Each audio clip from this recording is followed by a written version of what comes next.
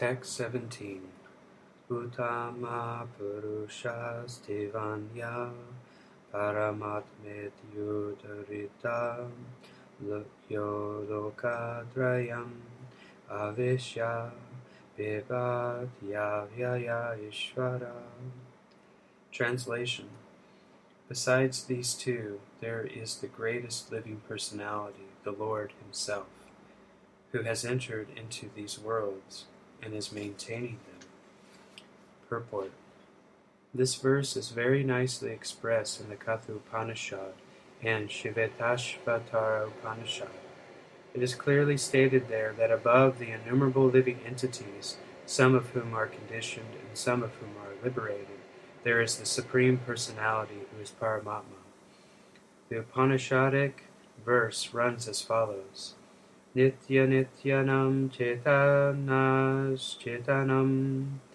The purport is that amongst all the living entities, both conditioned and liberated, there is one Supreme Living Personality, the Supreme Personality of Godhead, who maintains them and gives them all the facility of enjoyment according to different work. That Supreme Personality of Godhead is situated in everyone's heart as Paramatma. A wise man who can understand Him is eligible to attain the perfect peace, not others. It is incorrect to think of the Supreme Lord and the living entities as being on the same level or equal in all respects. There is always the question of superiority and inferiority in their personalities. This particular word, Uttama, is very significant. No one can surpass the Supreme Personality of Godhead. Loke is also significant because in the Parusha, a Vedic literature, it is stated, Lokyate Virato Ninam. The Supreme Lord, in his localized aspect as Paramatma, explains the purpose of the Vedas.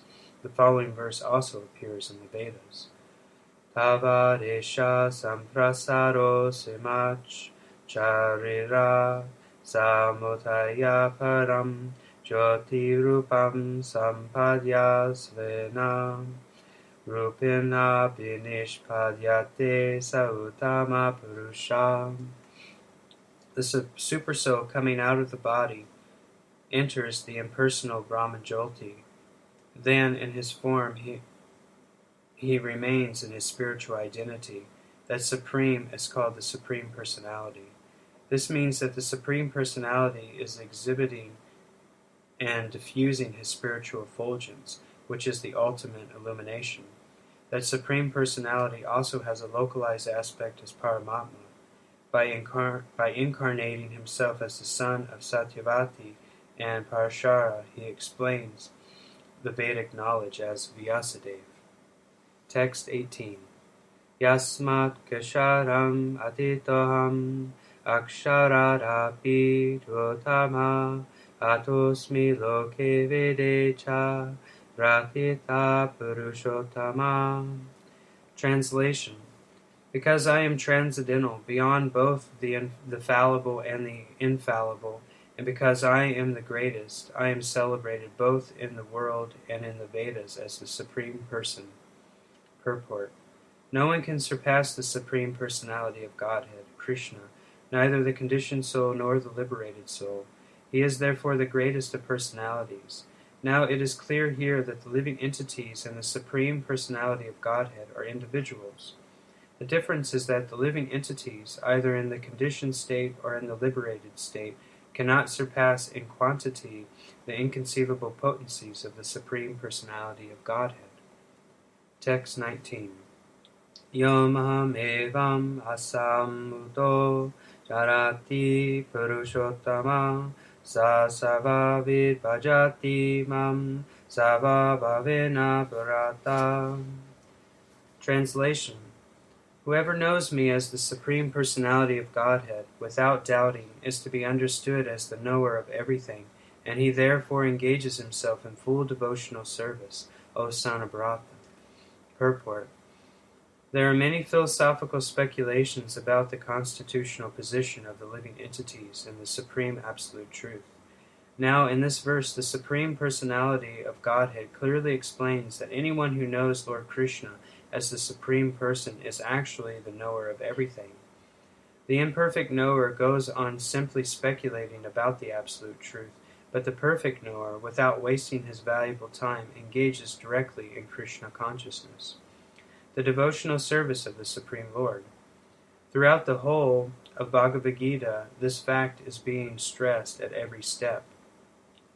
And still, there are so many stubborn commentators on Bhagavad Gita who consider the supreme absolute truth in the living entities to be one and the same.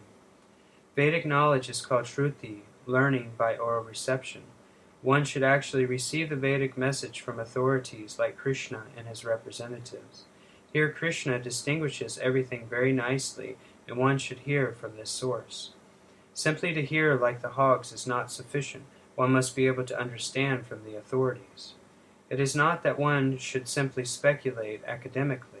One should submissively hear from Bhagavad Gita that these living entities are always subordinate to the Supreme Personality of Godhead. Anyone who is able to understand this, according to the Supreme Personality of Godhead, Sri Krishna, knows the purpose of the Vedas. No one else knows the purpose of the Vedas. The word bhajati is very significant. In many places the word bhajati is expressed in relationship with the service of the Supreme Lord. If a person is engaged in full Krishna consciousness and devotional service of the Lord, it is to be understood that he has understood all the Vedic knowledge.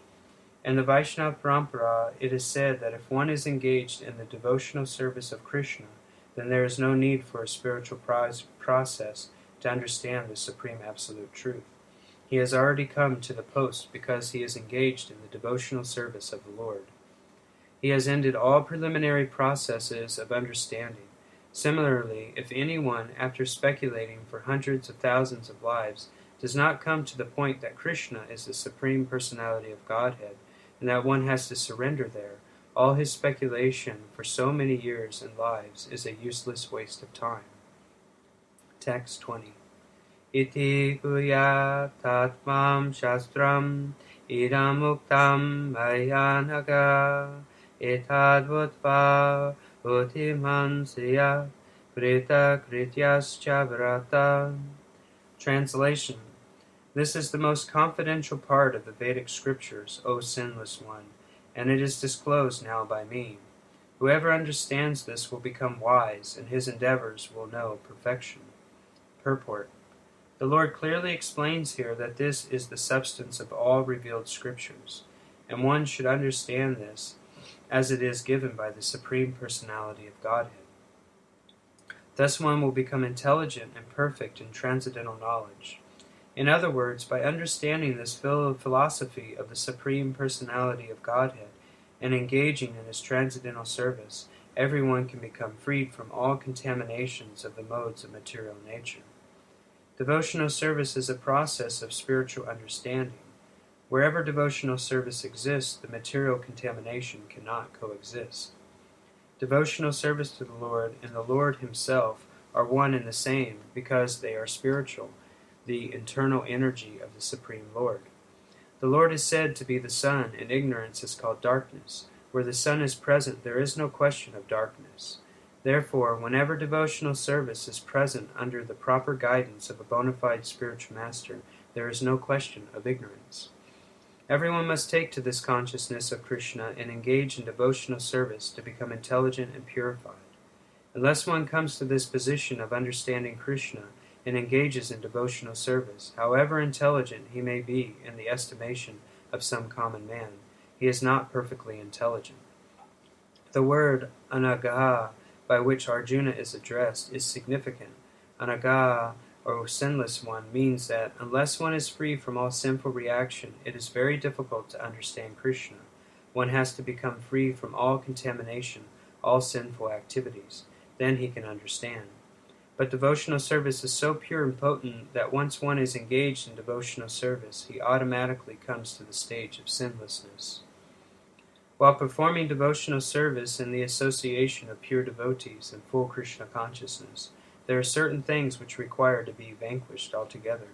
The most important thing one has to surmount is weakness of the heart. The first fall down is caused by the desire to lord it over material nature. Thus one gives up the transcendental loving service of the Supreme Lord. The second weakness of the heart is that, as one increases the propensity of lording it over material nature, he becomes attached to matter and the possession of matter. The problems of material existence are due to these weaknesses of the heart. Thus, in the Bhaktivedanta purports to the 15th chapter of the Srimad Bhagavad Gita, in the matter of Purushottama Yoga, the yoga of the Supreme Person,